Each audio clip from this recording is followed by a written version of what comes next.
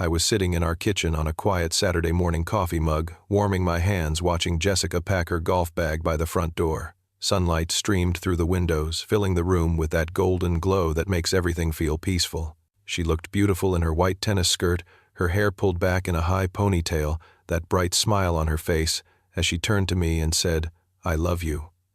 I smiled back, feeling grateful for this life we had built together.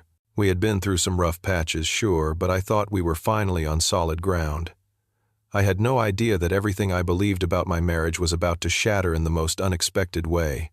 It all started 3 weeks earlier when Jessica came home with a proposal that would change everything. Before I take you back to that moment that turned my world upside down, I would love to know where you are watching from. Drop your city in the comments below. If you have ever felt like your relationship took an unexpected turn, hit that like button and subscribe, because this story, well, it gets complicated in ways I never saw coming. So let me take you back to that evening 3 weeks before that peaceful Saturday morning. Back to when my wife walked through our front door with a smile that should have been my first warning. Back to when she said 3 words that would haunt me for months. We need to talk. Jessica and I had been married for 4 years. I was 32, she was 30, and we both worked in tech here in Seattle.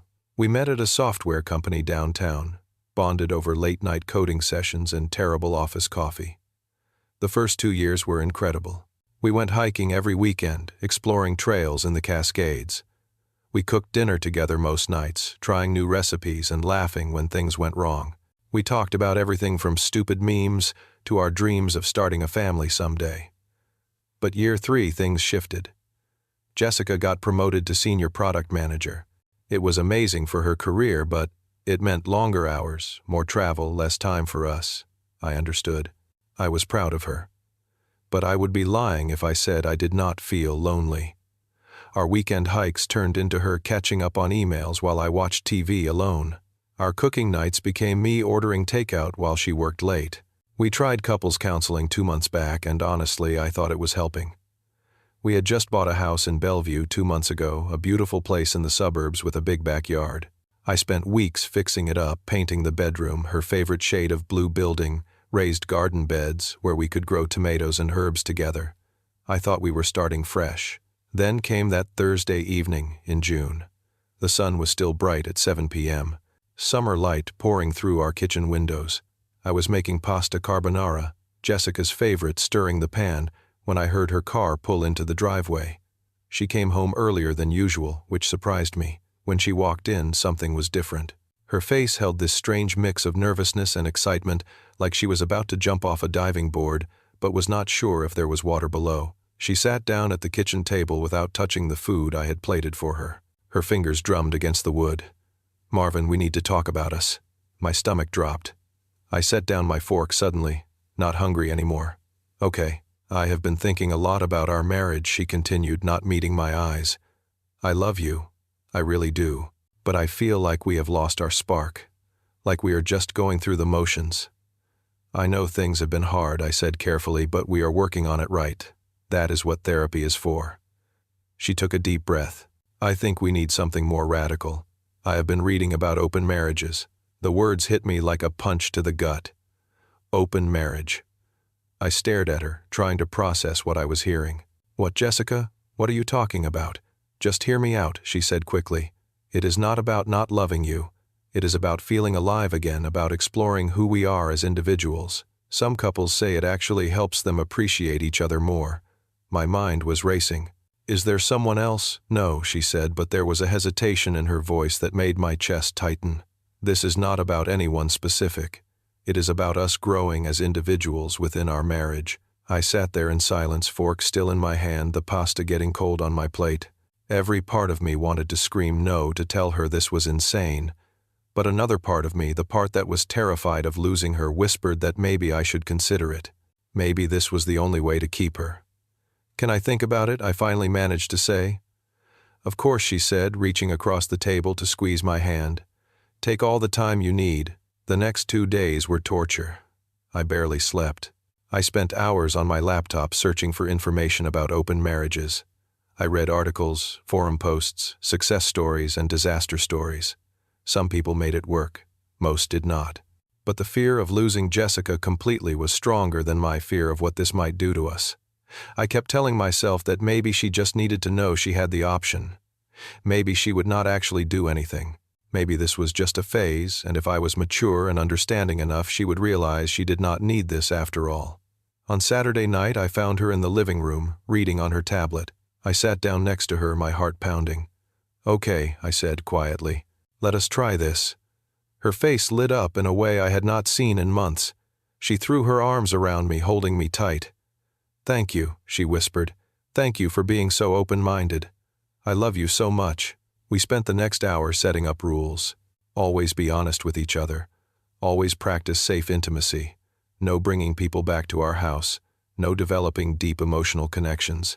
It all sounded so reasonable, so mature, so modern. I felt proud of myself for being the kind of husband who could handle this, who was secure enough to let his wife have freedom. But deep down, in a place I did not want to look at too closely, I felt hollow, empty, scared. The first week after our agreement, nothing changed. Jessica went to work, came home, had dinner with me. We cuddled on the couch, watching Netflix like always. I started to relax. Maybe I was right. Maybe she just needed to know she had the option. Maybe nothing would actually happen.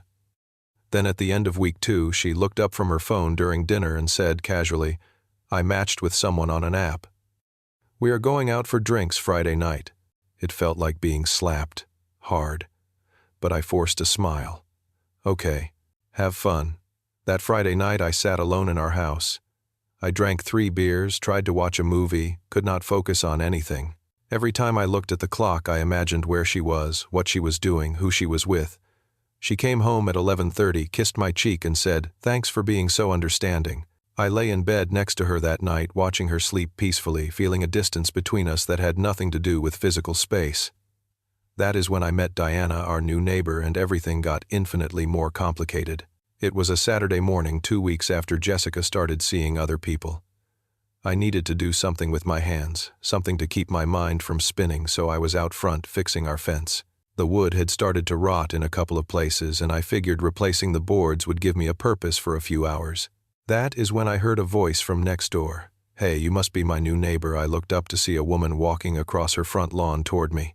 She had long auburn hair that caught the sunlight, green eyes, and a friendly smile that actually reached those eyes. She was wearing jeans and a gray tank top, carrying a heavy box that looked like it was about to slip from her arms. "I am Diana," she said, slightly out of breath. "Just moved in last week. Still unpacking." "Marvin," I replied, setting down my hammer and walking over to help her with the box. "Here, let me get that." "You are a lifesaver," she laughed. "I have about 15 more of these in my car." I ended up spending the next hour helping Diana carry boxes into her house. She had just moved from Portland for a marketing job at a tech company downtown. She was in her early 30s, had recently ended a long-term relationship about 6 months back, and had that easy, open way of talking that made conversation feel natural. We stood in her driveway afterward, both of us sweating from the work, and she offered me a cold beer from her cooler. "Thanks for the help," she said, clinking her bottle against mine. "It is nice to have friendly neighbors." "No problem," I said. I noticed she was attractive. It was impossible not to notice, but I felt guilty for even thinking it. Then I remembered I was technically in an open marriage now. The thought felt strange and wrong and confusing all at once. Over the next 2 weeks, Diana and I kept running into each other. She would come over to borrow sugar for her coffee. I helped her fix her dishwasher when it started leaking all over her kitchen floor. We would chat over the fence while watering our gardens, talking about work, about Seattle, about nothing important. It was easy, comfortable. Then, one Thursday evening, Jessica told me she was going out with Kyle. That was his name, Kyle. A 40-year-old sales director, divorced 2 kids who lived with their mom. Jessica had been seeing him for 3 weeks now, going out twice a week. Each time she left, I felt a little more of myself disappear. That night, I was sitting in our backyard drinking a beer alone when Diana appeared at the fence. "You look like you could use some company," she said softly. I waved her over.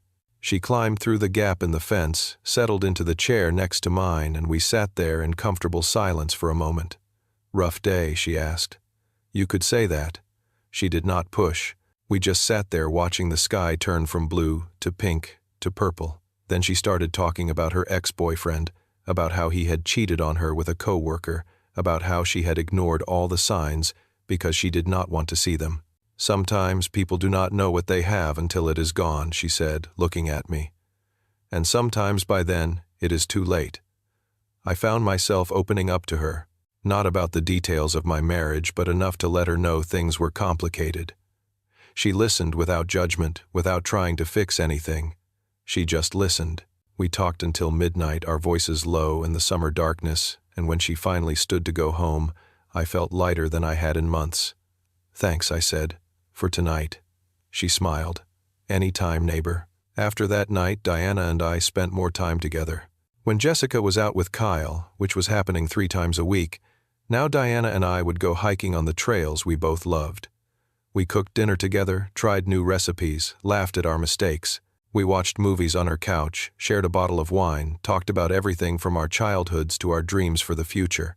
Jessica barely seemed to notice. When she was home, she was distracted, always on her phone, smiling at messages I was not allowed to see. When I asked her about Kyle, she would say things were going well, that he was interesting, that she was having fun. Each word felt like a small cut. Meanwhile, I was falling for Diana. I did not mean to. I did not want to.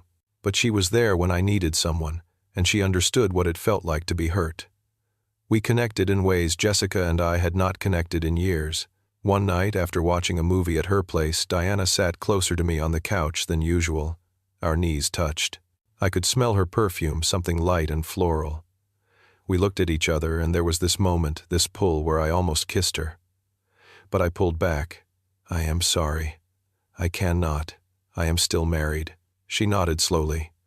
"I understand. But Marvin, if you ever need someone, I am here." I drove home that night feeling torn in half. I wanted Diana, but I still loved Jessica. Or maybe I loved who Jessica used to be. I did not know anymore. I asked myself over and over, what was I doing? Was this revenge? Was this real? Or was I just desperate for someone to make me feel wanted again? 3 months into our open marriage, everything came crashing down. It was a Friday night.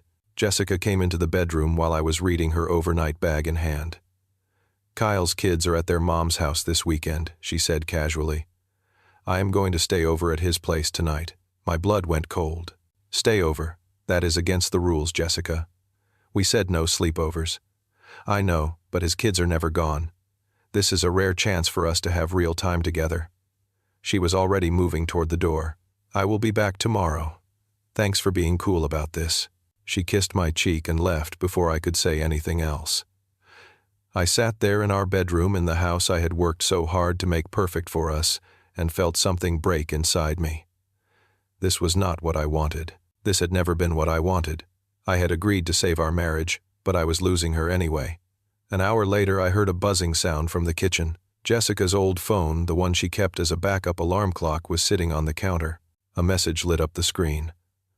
I was not trying to snoop, but I could see it from where I stood. It was from Kyle. "Cannot wait to finally have you all to myself tonight. Been waiting for this since before you even told him." I froze. "Since before you even told him." Before. I picked up the phone. I knew her password. We had never hidden things from each other, until now. I opened their message thread and started scrolling. My hands were shaking. The messages went back 4 months. 4 months. That was 1 month before Jessica had proposed the open marriage. I kept reading, my chest getting tighter with each message. They were not just friendly texts. They were intimate, flirty, sexual. And then I found it. The smoking gun. Kyle had written, "Smart move," suggesting the open marriage. "Now you do not even have to hide." Jessica had replied, "I know.